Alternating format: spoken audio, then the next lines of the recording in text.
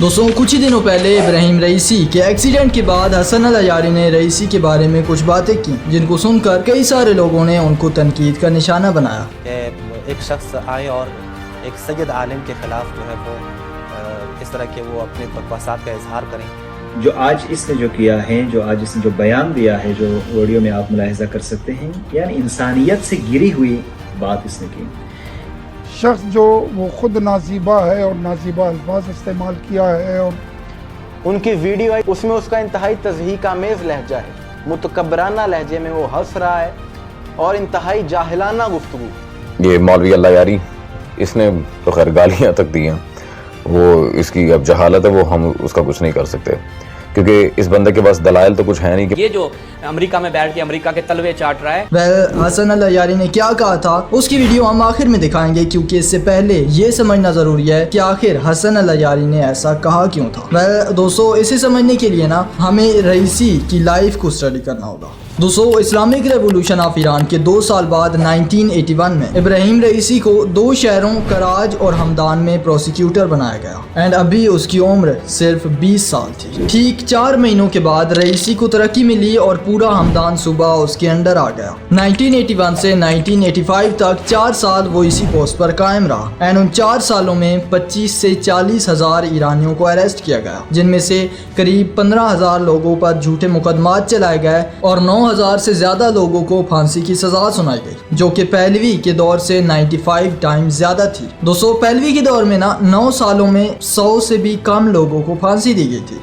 Raisi کے اس progress سے خوش ہو کر اسے اور بھی زیادہ ترقی دی گئی اینڈ 1985 میں رئیسی کو تہران بھیجا گیا، جو کہ ہمدان سے بھی بڑا صوبہ تھا. 1985 سے 1980 تک رئیسی اسی پوسٹ پر قائم رہا اینڈ 1988 میں رئیسی کو خصوصی اختیارات دیے گئے، جن کے تحت وہ قانون سے آزاد اپنے یا خمینی کے من چاہے فیصلے کرنے کا اہل تھا. دوستو اسی دوران 4 لوگوں کی ایک کمیٹی بنائی گئی، جن میں حسین علی، مرتضیٰ اشراقی، ابراہیم رئیسی اور مصطفیٰ محمدی تھے اینڈ ان کی اس 4 رکنی کمیٹی کو دا ڈیتھ کمیٹی کے نام سے جانا جاتا ہے. 19 جولائی 1988 میں بڑی جیلوں میں اچانک آئسولیشن شروع ہو گئے. حکومت نے عدلیہ کورٹس کو بغیر شیڈیول کی چھٹی پر بھیج دیا تاکہ قیدیوں کے رشتہ داروں کو قیدیوں کے بارے میں پتہ ہی نہ چل سکے. جیلوں کے دروازے بند کر دیے گئے، وزٹس اور ٹیلی فون کالز کینسل کر دی گئی، خطوط کیئر پیکیجز اور یہاں تک کہ ضروری میڈیسنز پر بھی پابندی لگا دی گئی. اور وہ جگہیں جہاں قیدی جمع ہوا کرتے تھے، مثلا لیکچر ہالز، ورک شاپس اور انفرمریز وغیرہ،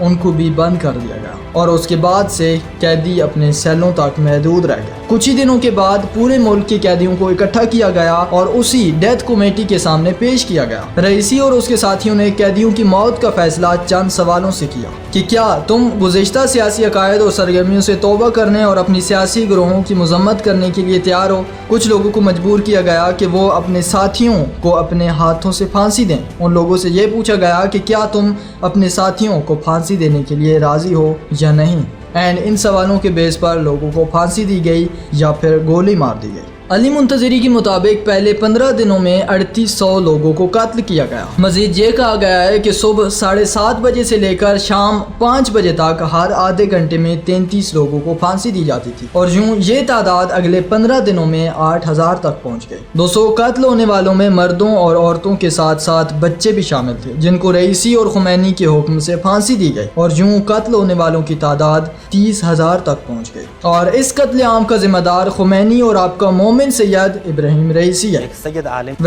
I don't know کہ ایک شخص جو ہزاروں بے گناہ لوگوں کو قتل کروا دے وہ کیسے مومن ہو سکتا ہے. شاید ہو سکتا ہے کیونکہ اس کے پاس ایک امامہ ہے، ایک ابا ہے اینڈ سب سے بڑھ کر اس کے پاس آیت اللہ کا ٹائٹل ہے اینڈ آیت اللہ مطلب وہ ہر چیز کے لیے آزاد ہے، پھر چاہے وہ ہزاروں لوگوں کو قتل کرنا ہو یا پھر عورتوں کا.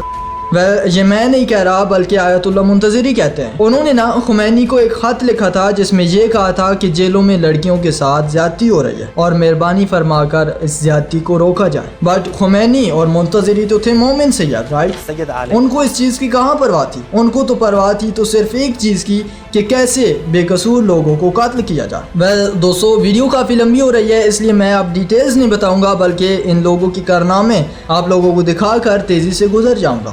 तो 1984 में अल्लामा हसन तबातबाई को घर के अंदर कैद किया गया। 1997 में अली मुंतज़िरी को कैद किया गया। 1999 में मोहम्मद मूसवी पर 23 मिलियन रियाल का जुर्माना आयद किया गया। 2008 में अल्लामा हादी को कैद किया गया और 500 मिलियन रियाल का जुर्माना आयद किया गया। 2017 में मोहम्मद रजा को 5 साल की कैद की सजा सुनाई गई। 2019 में हजारों मर्दों, औरतों और बच्चों को कैद किया गया, सैकड़ों को कत्ल किया गया और सैकड़ों लोग अचानक लापता हो गए। कैद किए गए लोगों को सिर्फ कैद ही नहीं किया गया था, बल्कि उनको बुरी तरह से टॉर्चर किया गया। उनको छोटी जेलों में रखा गया, उनको मुक्के, लातों, लाठियों, रबर पाइप और कोड़ों से मारा गया, उनको इलेक्ट्रिक शॉक्स दिए गए। एंड सिर्फ यही नहीं बल्कि उनको जिनसी तशद्दुद का निशाना बनाया गया। वह दोस्तों, हजारों शिया सुन्नी मुस्लिम्स का कत्लेआम, उलमा व मुजतहिदीन को कैद करना, उनके पैसे लूटना, औरतों का करना, मर्दों, औरतों और बच्चों समेत हजारों लोगों को कैद कर लेना और उनको तशद्दुद का निशाना बनाना, इन सभी जराइम समेत कई सारे दूसरे जराइम हसन अल अयारी के सामने थे। एंड इसी वजह से उन्होंने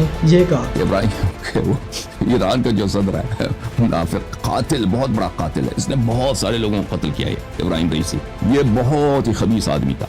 ये इसका हेलीकॉप्टर जो है गिर गया, तो खामनी साहब ने कुछ वो सुराग रसान कुत्ते होते हैं ना, जंगल में गिर गया, सुराग रसान कुत्तों को भेज दिया, इसके पीछे किसके लाशे को पकड़ के लेके आए। तो इमाम रज़ा अलैहिस्सलाम की अबू विलादत के मौके पर अल्हम्दुलिल्लाह रब्बिल आलमीन एक मनहूस जो उलमा का कातिल था, जो सालिहीन का कातिल था। वेल दोस्तों, आप क्या कहते हो? क्या हसन अल अयारी साहब ने सही कहा था या गलत? कमेंट बॉक्स में अपनी राय बताइए एंड इस वीडियो को अपने दोस्तों के साथ शेयर करें।